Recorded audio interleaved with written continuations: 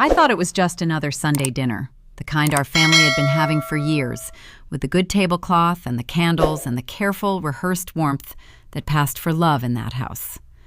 I had no idea that the plate my husband set in front of me with his own hands contained something that was going to make me sick enough to lose consciousness before midnight, and that the plan attached to it, the quiet, meticulous, months-long plan, was designed to take my daughter away from me forever. He had timed it for a Tuesday morning. The emergency custody hearing was already scheduled. The doctor he'd been consulting was already on call. All he needed was one night, one dinner, and one wife who trusted him enough to eat what was put in front of her. I nearly did.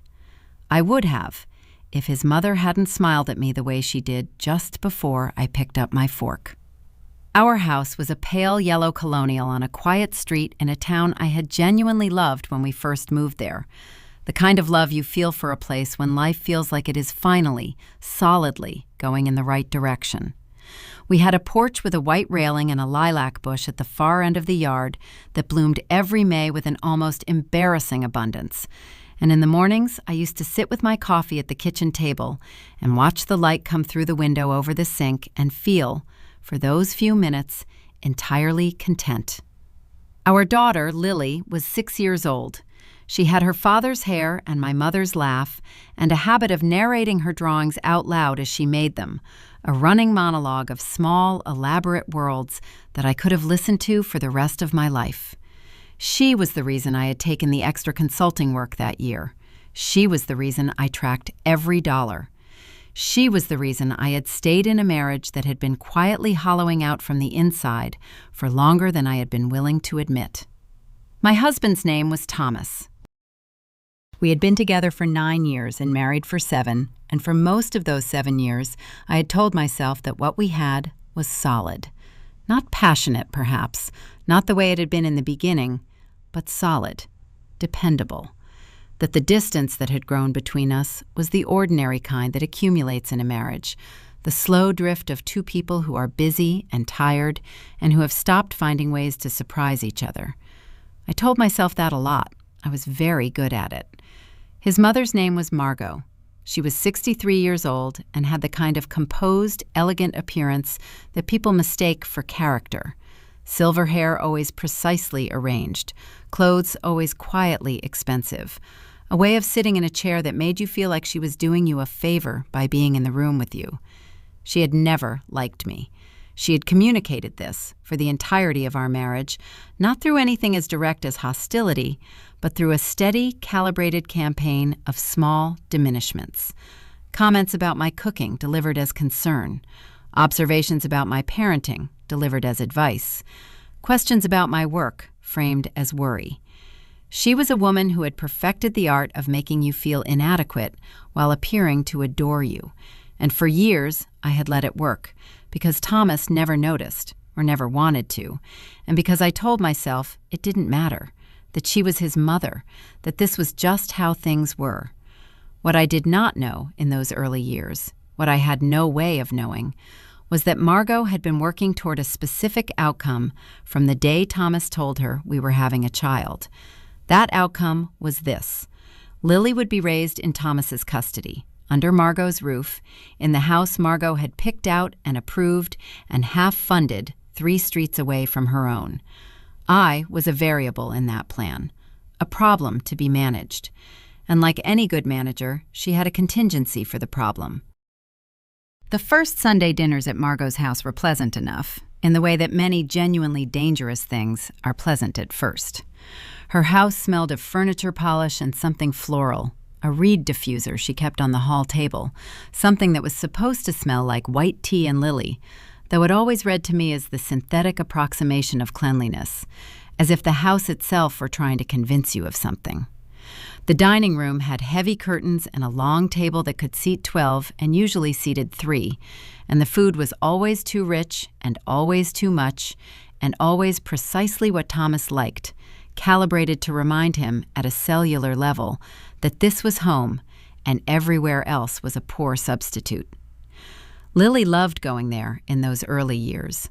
Margot was generous with her, extravagantly so, in a way that I occasionally found uncomfortable, but mostly accepted because Lily's happiness seemed genuine. She would spend the afternoon in the garden with her grandmother, coming back inside with dirt on her knees and a story about worms or butterflies. And I would sit at the kitchen table with Thomas and a glass of wine and believe for those hours that we were a normal family. The first time something felt wrong, I couldn't have told you exactly what it was. It was a Sunday about 2 years ago. Lily was 4. Margot had made lamb and roasted potatoes and a salad with a dressing she said was her mother's recipe, and we were all at the table, and everything was exactly as it always was, except that at some point during the meal, I noticed that Margot was watching me. Not the casual, intermittent watching of a hostess checking whether her guests needed anything, but a steady, particular attention, the kind you feel on the back of your neck before you can explain why. She was watching my plate. She was watching what I ate and how much.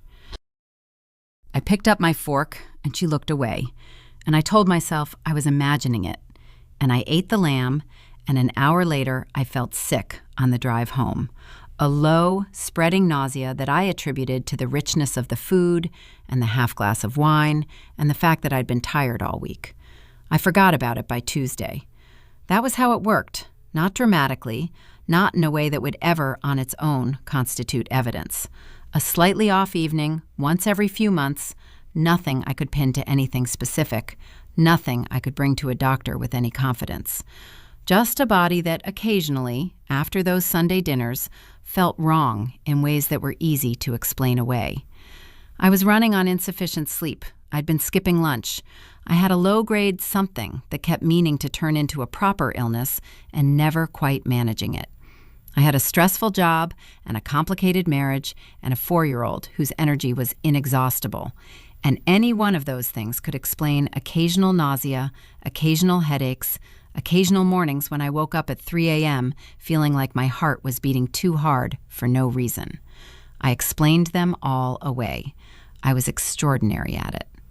What I was not extraordinary at, what I had in fact been actively failing at for the better part of a year, was reading my husband. Thomas had become harder to reach, not in any dramatic, obvious way. He still came home at the expected hours, still kissed Lily goodnight, still asked about my day with the right inflections in the right places. But something behind his eyes had flattened. The quality of his attention when we were together had shifted from present but distracted to something that felt more and more like performance, like a man doing an impression of someone who was there. I noticed it, and I didn't notice it, the way you stop truly seeing the furniture in a room you've lived in for too long. It was simply the texture of our life. I assumed it was exhaustion. I assumed it was the marriage reaching that particular kind of plateau.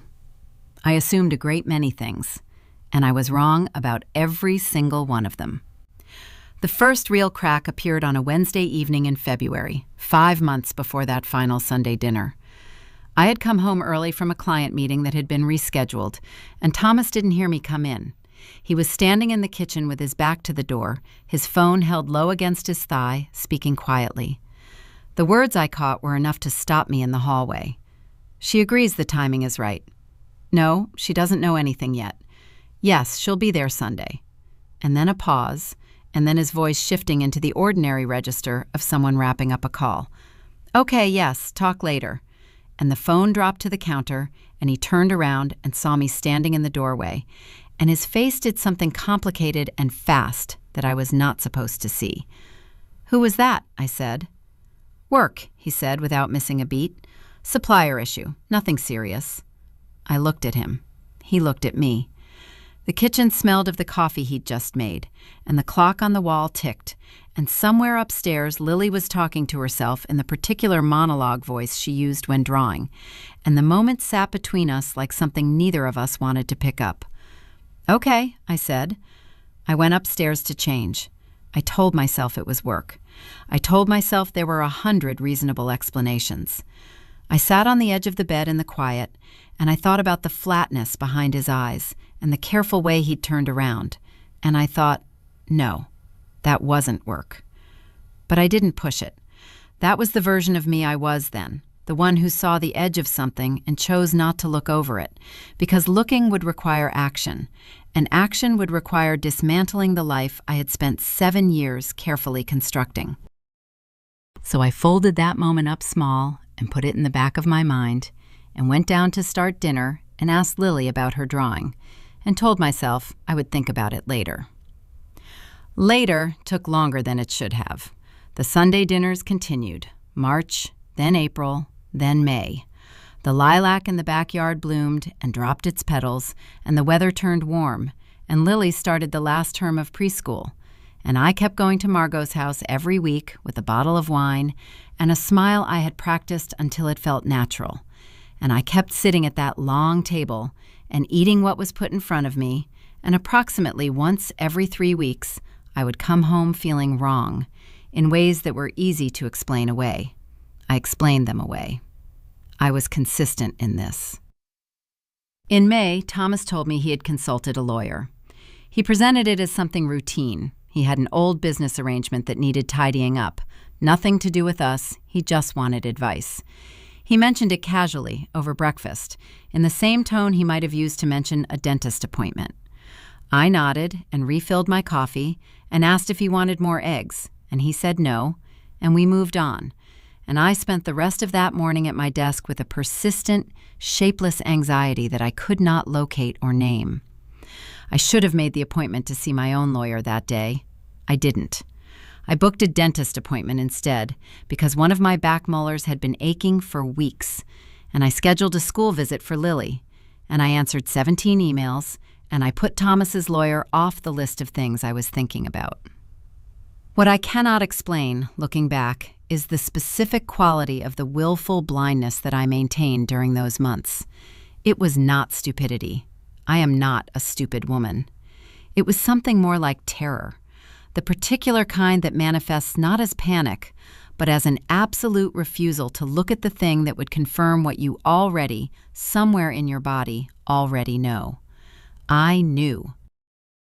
Not in the way I would come to know it, not with evidence and witnesses and a documented paper trail, but in the way you know a storm is coming an hour before the sky changes color.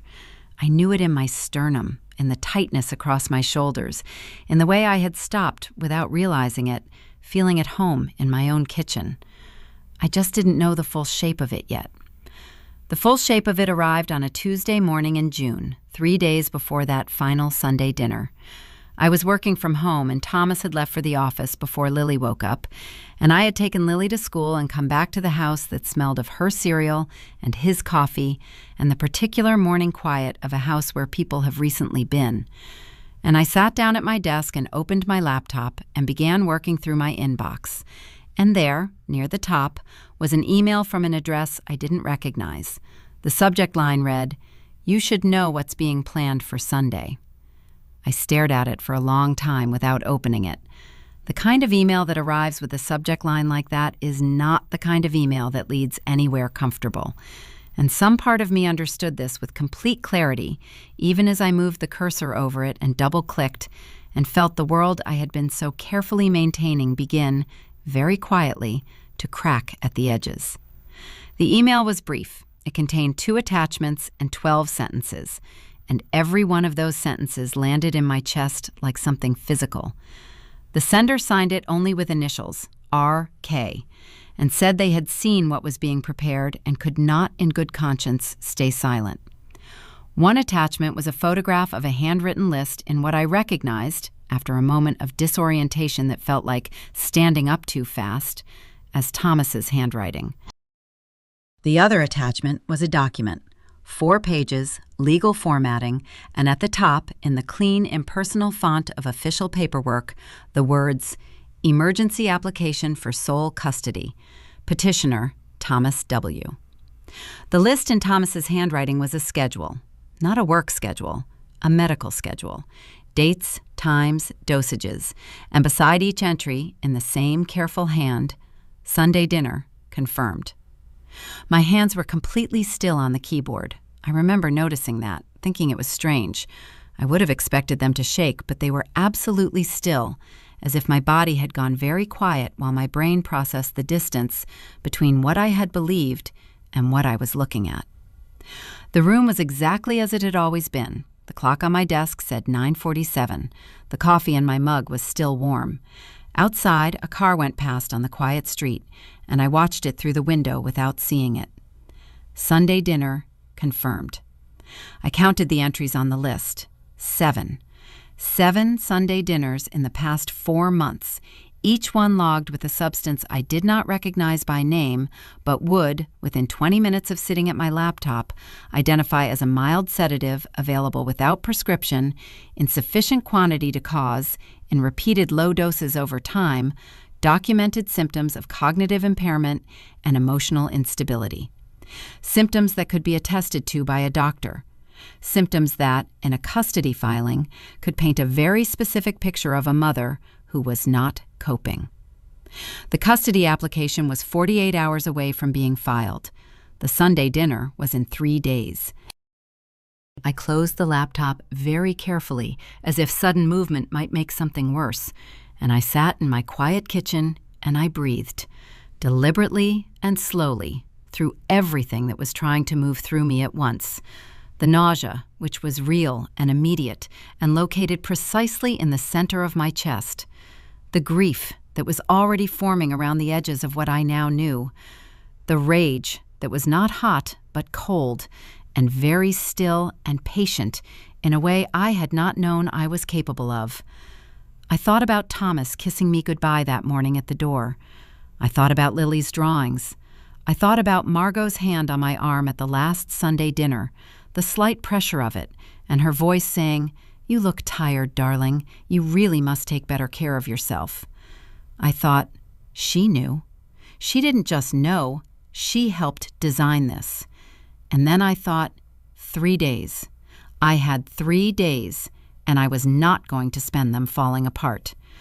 I picked up my phone and I called my sister. My sister's name is Dana, and she is 2 years older than me and has, for as long as I can remember, possessed the quality I have always lacked: the ability to assess a situation without needing it to be something other than what it is.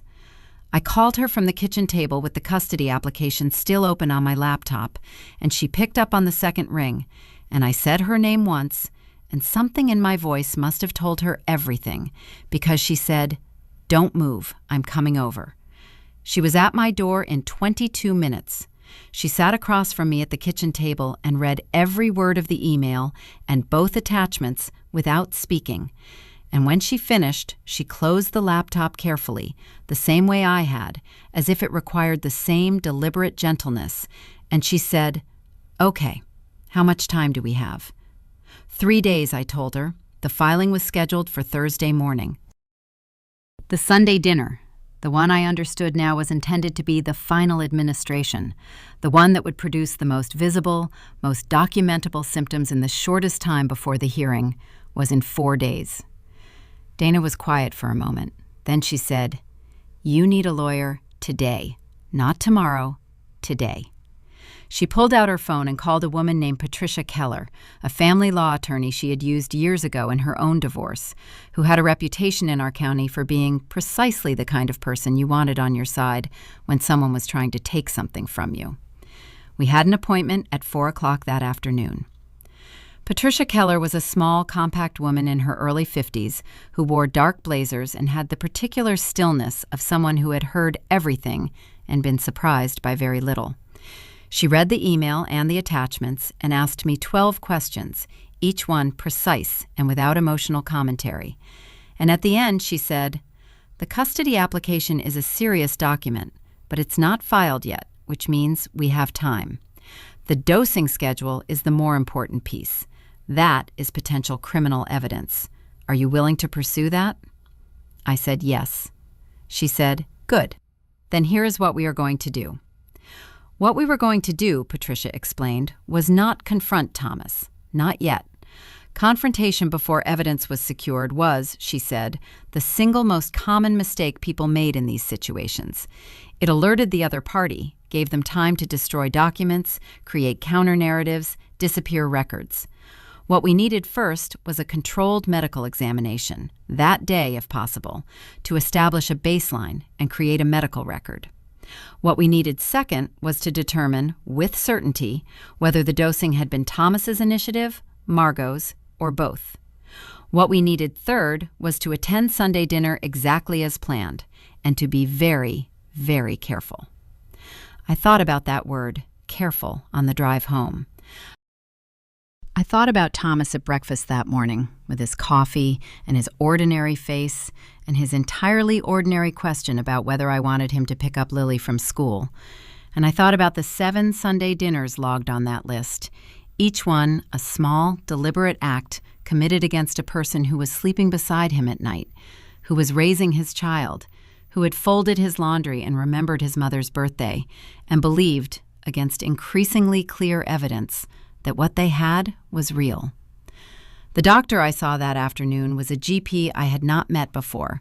Patricia had recommended her for reasons of confidentiality, and she was thorough and careful and asked questions in the same neutral, precise way Patricia had. The blood panel she ordered came back the following morning with results that confirmed, in the flat language of laboratory findings, what the email had suggested. Trace evidence of a compound consistent with prolonged, low-dose administration of a mild sedative anxiolytic, a category of substances that, she noted carefully in her report, were not things a person encountered accidentally in a normal diet. The report went directly to Patricia.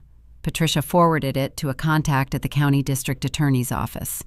The machinery, once set in motion, moved faster than I had expected. I spent Thursday and Friday in a state of extraordinary dissociation, doing the ordinary things, the school runs and the grocery trip and the dinner at the kitchen table with Thomas and Lily, where he told a story about something that had happened at the office, and Lily laughed with her whole body the way 6-year-olds do, and I smiled and passed the bread and said the right things at the right moments, and the whole time there was something happening underneath it that I cannot describe except as the quiet, patient ticking of a clock I had finally learned to hear. Thomas did not know that I knew. He was good, I will give him that. He was very good at performing normality. He kissed me goodnight on Thursday and told me he loved me, and I said I love you too in a voice that did not shake, because the woman who would have shaken was someone I had already, somewhere in the past 72 hours, left behind. On Saturday evening, Dana called to confirm the plan for Sunday. Patricia had given us very specific instructions. I was to go to the dinner. I was to sit down at the table. I was to watch what happened to the plates, specifically to observe whether mine was prepared separately from the others or whether something was added after serving. And then, at the right moment, I was to execute the only piece of the plan that was entirely my own idea, the plate swap. I had thought of it at 2 a.m. on Friday, lying awake in the dark beside Thomas, with the ceiling overhead and the clock on the nightstand reading 2:14, listening to him breathe with the steadiness of someone with an untroubled conscience. I thought about Margot watching my plate at those dinners. I thought about the smile she'd given me the last time, the slight, satisfied quality of it, the way a person smiles when something is going according to plan. And I thought, she knows what's in the food, which means she knows to avoid it, which means whatever is on my plate is not on hers. I was going to find out if I was right. Sunday arrived with the particular irreversibility of days that matter. The morning was ordinary. Coffee, Lily's cereal, the sound of cartoons from the living room. Thomas moved through the kitchen with his usual ease, unhurried, comfortable, the man I had married doing the things the man I had married did on Sunday mornings.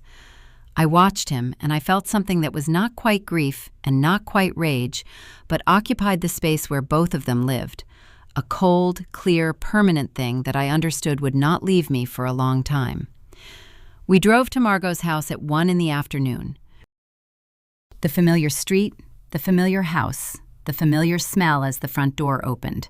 Furniture polish, white tea, the faint sweetness of whatever was roasting in the kitchen.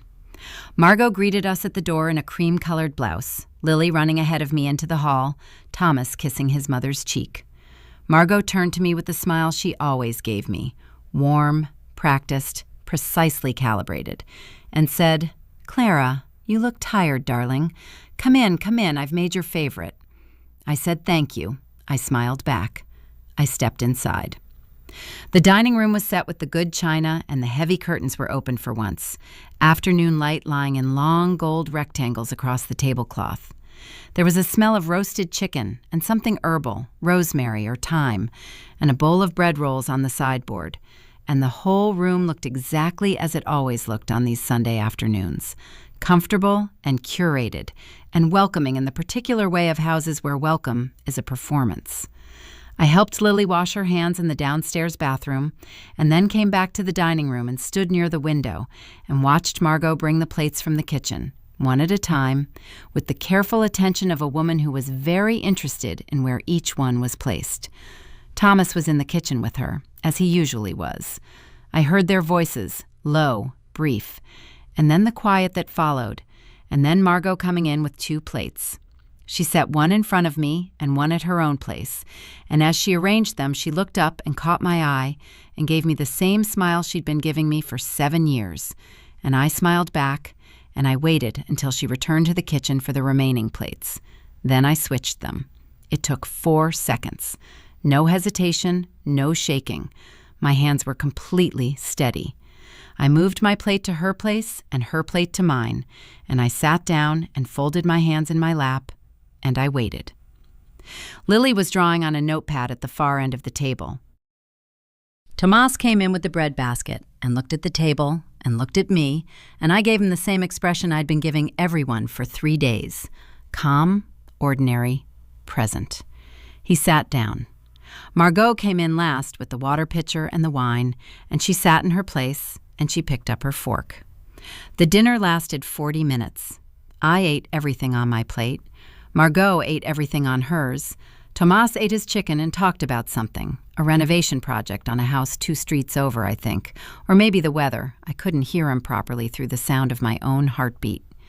Lily finished her food and asked to be excused and went to watch television in the sitting room, and the 3 of us sat at the table with our wine and the ordinary, comfortable silence of a family that had done this many times before. An hour after we arrived home, Tomas received a phone call. I was upstairs reading to Lily when I heard his voice change. That specific shift in register, the one I had learned to recognize, from composed to something that was trying to stay composed and failing. I settled Lily against her pillow and told her I would be back in a moment, and I went to the top of the stairs and listened. "What do you mean she's how sick?" A pause. "No, Yes, I understand, but..." Another pause, longer. "I'll come now." And then the sound of his footsteps in the hallway below, and his voice calling up the stairs. "Clara, I have to go to my mother's. She's not feeling well. Can you manage Lily tonight?" I came to the top of the stairs and looked down at him. He was standing in the hall with his jacket half on, and he looked at me with an expression I had been cataloging for years without knowing what it was. The slightly unfocused quality, the eyes that were present but not quite honest. And I looked back at him for a long moment, and I said, "Of course. I hope she's all right." He left. I went back to Lily's room and finished reading the chapter, and I sat on the edge of her bed until she was asleep, listening to her breathe. And then I went downstairs and sat at the kitchen table in the quiet house and called Patricia. "It happened," I said. "She's sick. She ate what was meant for me." Patricia was quiet for a moment. Then, "The ER visit will create a record. We'll have it by morning. The DA contact moves tomorrow." She paused. "Are you all right?" I thought about it genuinely, sitting in my quiet kitchen with the night outside the window and the sound of the house around me and my daughter asleep upstairs. "Yes," I said. "I think I finally am." The next 4 weeks were, in many ways, the most exhausting of my life, and also the most clarifying. Margot's emergency room visit documented a significant concentration of the same compound found in my blood panel, far higher because she had eaten a full plate. The ER physicians, following protocol, filed a report. Patricia had already submitted our documentation to the DA's office. The investigation that followed moved, as these things do when the evidence is well organized and the attorney is very good, with quiet efficiency. Thomas was interviewed on Tuesday. He came home gray-faced and would not look at me across the dinner table. And that evening, after Lily was in bed, he sat across from me in the kitchen and told me, in the halting, fragmented voice of a man who had been rehearsing something and still couldn't get it right, that his mother had suggested it, that she had researched the compound, that she had added it, first to my portion at the table, then later to the cooking, finding small ways to introduce it across multiple visits, that the custody filing had been her idea, constructed around the symptoms she was manufacturing, that he had known about the sedative for 3 months. He had known for 3 months.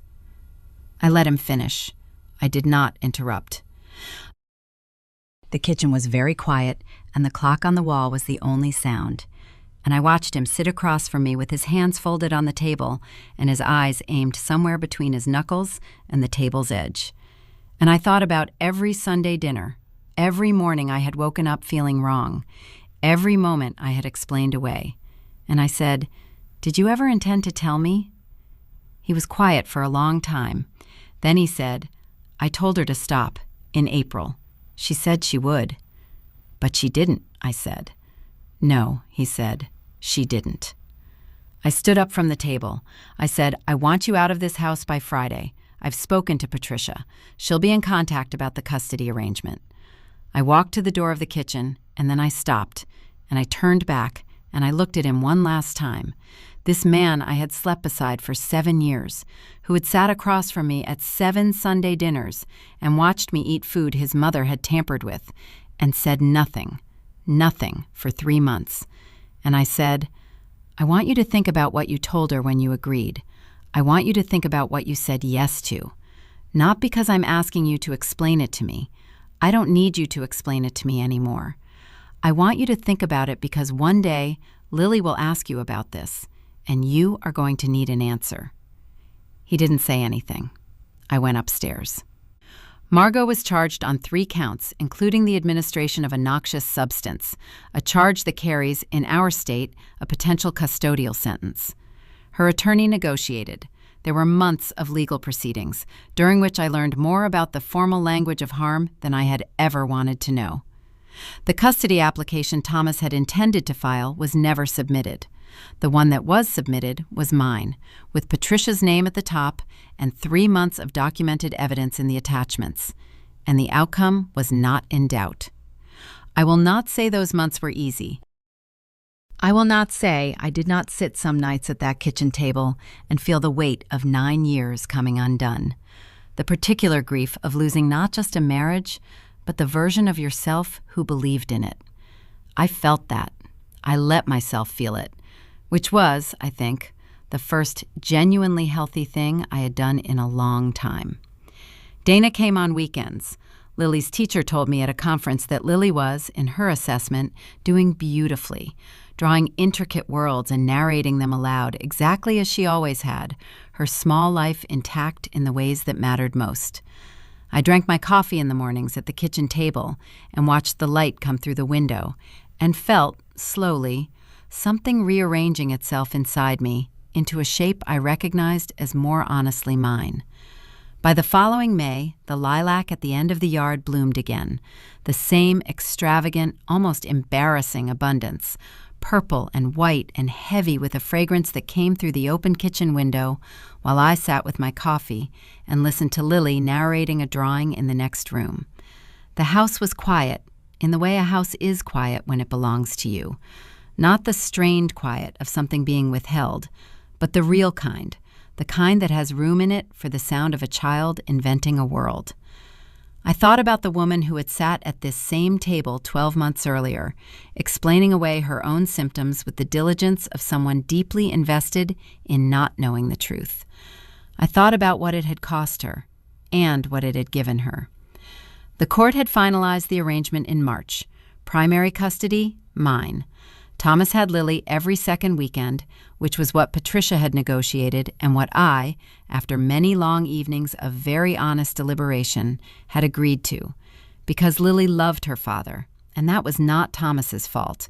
And I had made a decision, somewhere in those months, that my daughter was not going to bear the weight of what had been done to me. That was a decision I made for her, and I think for myself. Margot did not come to the May dinner. There was no May dinner. There would not be one.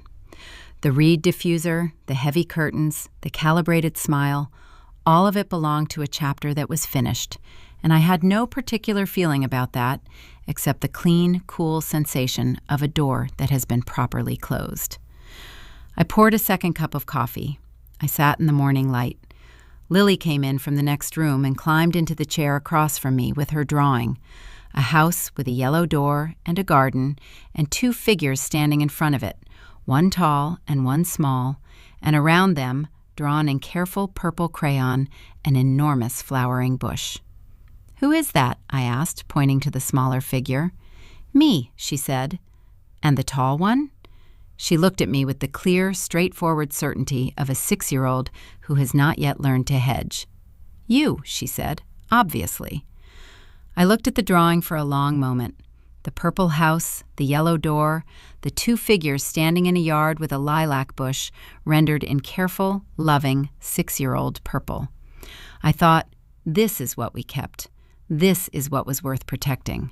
Some things, once you have fought for them clearly and completely and without apology, become exactly what they were always supposed to be.